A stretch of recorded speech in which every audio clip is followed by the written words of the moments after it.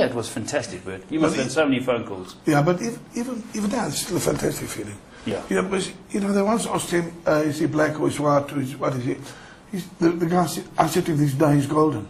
Yeah, he's golden. He's the golden boy. Yeah, so, and he's saying that, we once in Parliament, he was in Parliament, the minister said, please, Minister, sit down now. We want the golden boy to talk. So that's how he's referred to, you know. This was in Parliament. So, has it been hectic since he got off that plane? Impossible. Impossible. Impossible. Just fitting people in. Impossible. No, you just can't fit people in. And Bert, they fly you all over the country? We are. Yeah. But I mean, it's... And you're enjoying it? To a point, you know. To a point, yeah. You know you're a star, you know. Yeah, I've been a star for a lot longer than you. Yeah, so you got used to it. Yeah, so I'm used to it, yeah. But it must be wonderful for you. It came 30 years too late. That's right. Jesus, imagine those 5,000 phone calls. Sure. Bert, now, will you go to Turkey for the short course? I'm going, yes. You're going? Yeah. And now, would you have to pay for yourself? Yes. Is it? So you go there, you book in, and you watch all the swimming, yes. You do interviews, whatever you have to? Yes. Okay. But now we got watching. Do you know where you were big, Bert? Australia as well. Really? Yeah, my Australian friends go to me and said, who's this guy, Bert? Oh. Obviously, you're very, very big because they're a great swimming nation, you know? Yes, they are. Now, just let's go back to you for a moment. Phelps, you were touching it. You beat him once, he pipped you once. It was fantastic rivalry, and you were the new kid on the block. What's he like? He's, I mean, I could say he's one of the greatest men I've ever met outside of the pool. Yeah. I mean, he was, you know, really, really humble. I was actually a little bit worried, you know, because I'd beaten him, and I'm not used to it, you know. He's the guy that I've always supported, so it's kind of like I'm going into the race, like hoping that I'll win, of course, but like if he wins, like at the same time, it's like, you know, I almost love the guy, you know. Yeah. So when he said to me on the podium and around the pool, and he wished me luck for the future and told me to enjoy it, and you know, you have to. When he says now the target's on my back, so you know he needs to. Well, I need to. You know, try to maintain this. And I mean, we had dinner. You can ask my dad about it. We had dinner at the Omega House with Michael Phelps, and that's where we met Roy Hodgson. And he was. I could have sat there, I promise you, all night. I mean, I spoke to him for about 3 hours, but I was just like a little kid, like, yeah, you know. Fantastic. Eh? I mean, yeah, he's a good man. You know, he's fantastic. His agent turned around and said, hey, Mark, let's go. He said, can you not see I'm talking to family? That's what he said. He like passed the buck. He was to come to the end of the. You know, I know he just said it. Yeah. I mean, if our schedule is bad, imagine his. Yeah, you imagine it. I mean, but he's a nice guy. So you are the new target now. Everyone's going to be going at you. When you said earlier you changed to butterfly, do you ever compete in big races in any other form? Any other stroke, apart from, say, the medley and that? Yeah, I mean, I think, you know, I basically used the exact same 5 individual races as Michael did back in. You know, I've always tried to be like him, you know, ever since I was a young boy. So when I was a breaststroke swimmer, it was more for my breaststroke and my medley. So I've always incorporated my medley, because medley swimming is, you know, they say it's the toughest, and I think if you can do medley, you can do other strokes. So for me, it's important for me to do well in the medleys. You know, try to win the butterflies, of course, and then I'm trying to enter another race, turn to freestyle, which is a lot harder. The guy that won over there nearly broke the world record. So I think, you know, for the next few years, I've got a lot of things that I need to, you know, tweak here and there and get better. You know, there's still lots more to improve on, hopefully. Is there ever an off season for you? You know, it's in swimming, it's a little bit hard. You know, there's always competitions around the world, and I think when my off season came in the last month, you know, I had 4 weeks off. It's probably the longest break I've ever had in my life, and I think at the end of the year we have, you know, a week over Christmas and New Year. But I mean, you know, we're leaving for Australia on the 4th or 5th of January to do the Tri-Nation series. It's basically the same as the rugby. Where are you going? We're going to Brisbane and Perth. Fantastic. So it's basically the Tri-Nations in South Africa, Australia, but instead of New Zealand, it's China, because they also they got second in the. When last did you train? Yeah, this morning. Oh, you this 5 in the morning. Yeah, I don't know. Do you go in gyms? I don't do any weights, actually. I'm going to start that in the next few years. Yeah, you know. But you just swim. I mean, I do a lot of core and a lot of out the water stuff, core, but it's more body weights, so to speak, you know. So do you give them, sorry to interrupt you, give them a lot of advice on the core? Well, the body, you know, I have to, the core, especially the core. That's your department. From when you were a goalkeeper. That's nice. Let's talk sponsorship quickly. Has it changed winning the gold medal?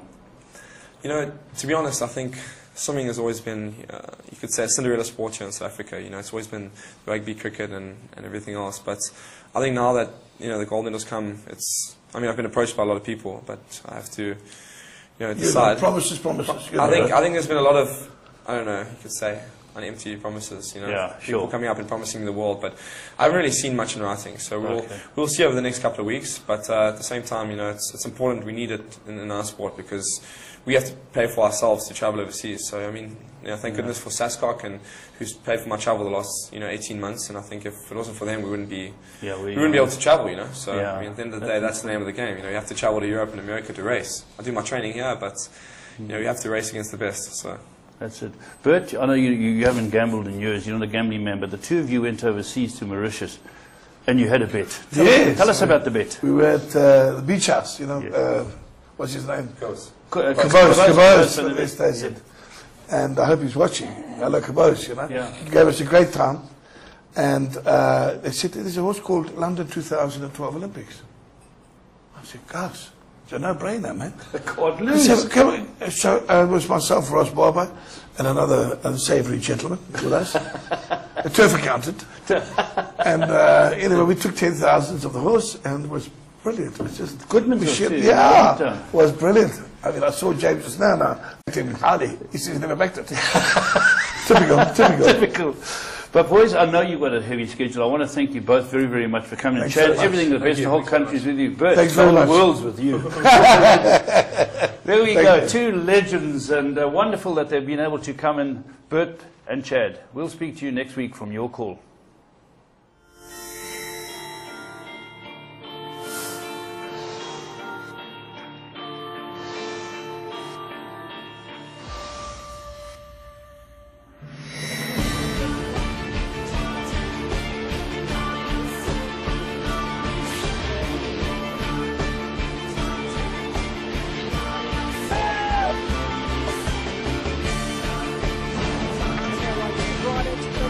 Second position, but Military Rose is giving them a bath. That's one of the biggest millions I've ever seen. Grace Valana, the leader. Grace Valana. Grace Valana.